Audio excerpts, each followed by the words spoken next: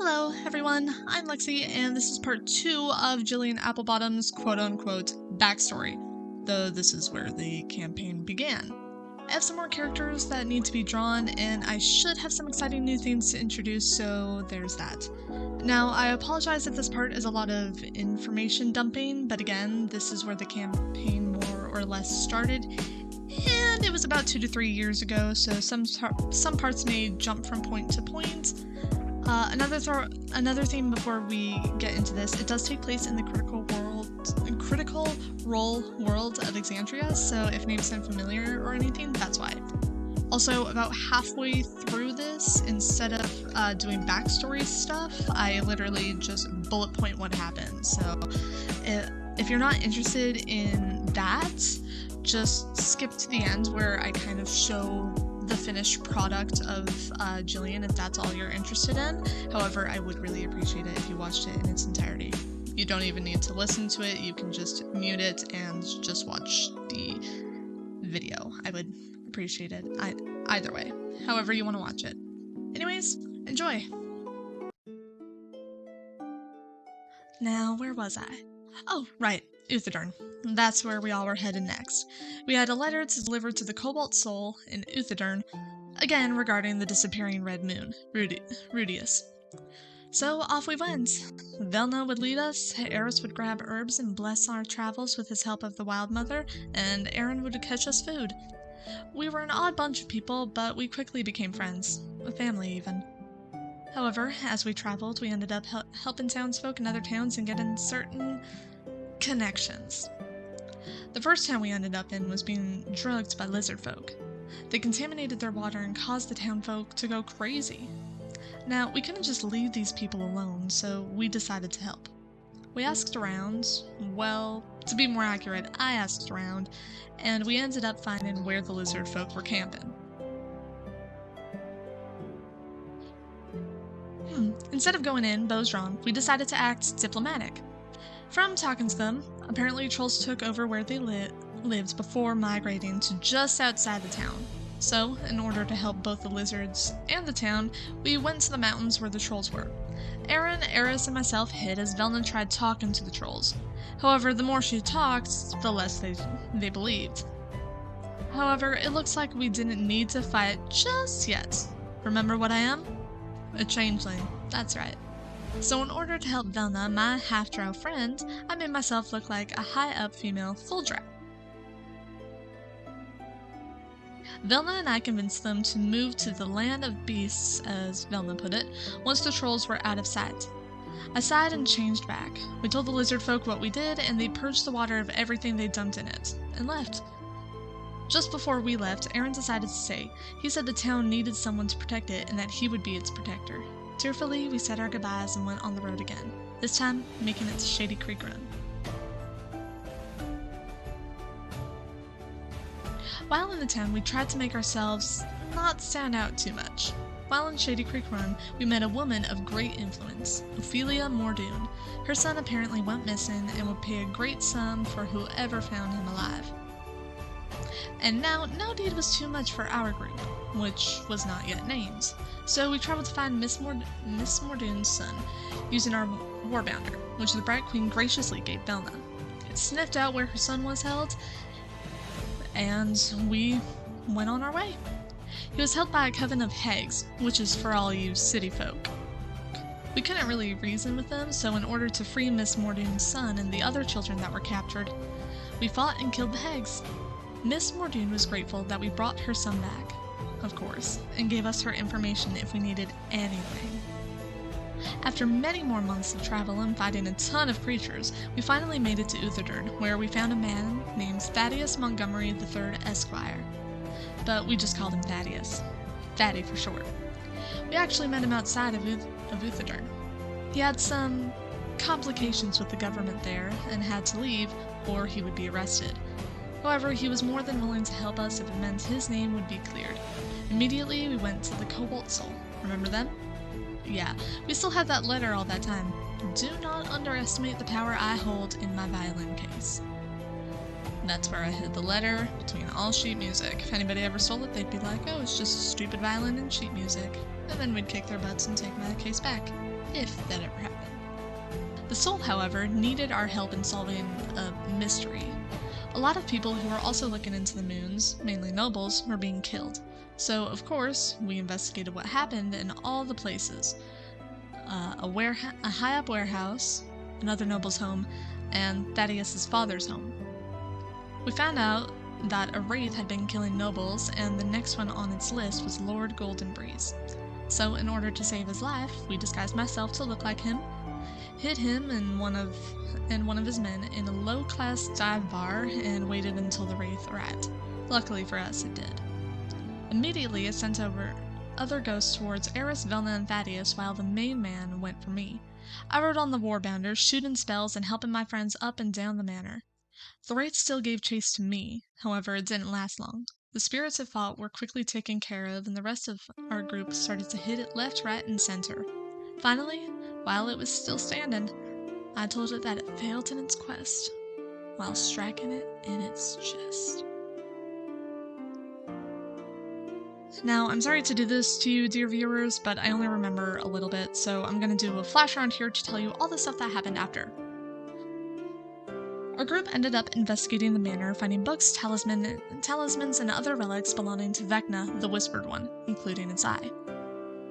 We called upon Velna's patron, the Traveler, to help us in hiding Vecna's eye in a box that could not be opened.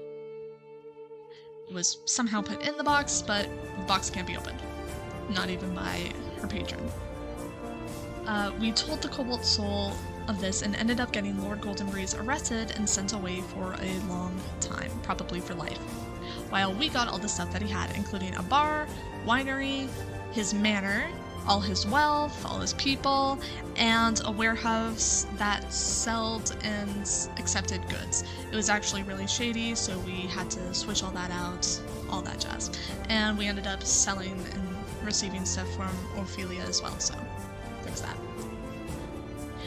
We actually ended up naming our group the Wild Mountain Menagerie because we also got a displacer kitten. It was really cute. I liked it a lot. Actually, Jillian liked it a lot. She was able to pet it a lot. It was great. For a few months, we ventured to Daldore to deliver a package, this time to, you guessed it, the Cobalt Soul. We went into the crater that Thordak made, the Chroma Conclave was dead at this point, and found Vecna's arm. Again, calling upon Velna's patron, we went into we put it in an unopenable box again. However, it was taken from us and sent to the Nine Hells. We found that out later. We went to Vasselheim to give them a place to keep the eye away from evil hands. We ended up going to an adventuring guild and finding a new party member, a monk named 010. He was a warforged. We went on a journey to find a dragon and kill it, not part of the Chroma Conclave, remember, they're dead, ended up finding a portal leading to the Fey Realm, and soon left after being kicked out by a really, really, really bad guy. Apparently he's the big bad evil guy that we were going to fight, the DM told us. When we came back, 2 years had passed, and we found out Vecna was released and defeated by Vox Machina, and that is where we are in the campaign. I'd like to thank you all for being patient. This script was really hard to do considering it was about 2 years ago when we started this campaign, and again, I apologize for just bullet pointing what happened at the end. I didn't want to be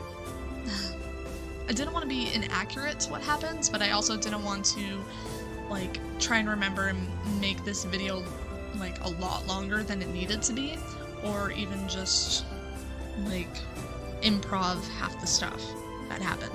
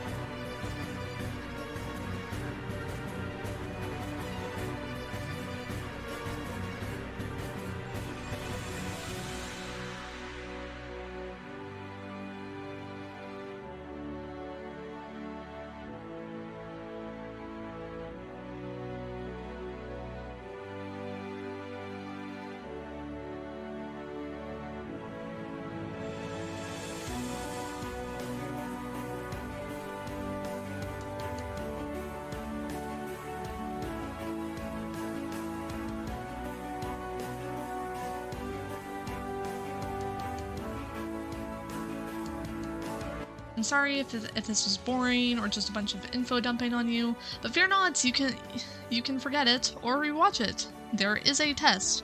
Just kidding, there's not an actual test. However, I really appreciate it if you did watch it in its entirety.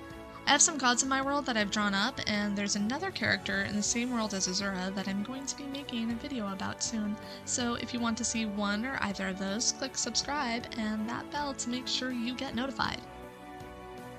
However, it looks like my time here is up though. If you enjoyed, please hit that like button. If you want to see other content I will do or have done, please click subscribe. That really does help out the channel a lot. I hope you all have a great day, night, whatever time of day it is, and I hope to see you all in the next video of whatever I make. Bye!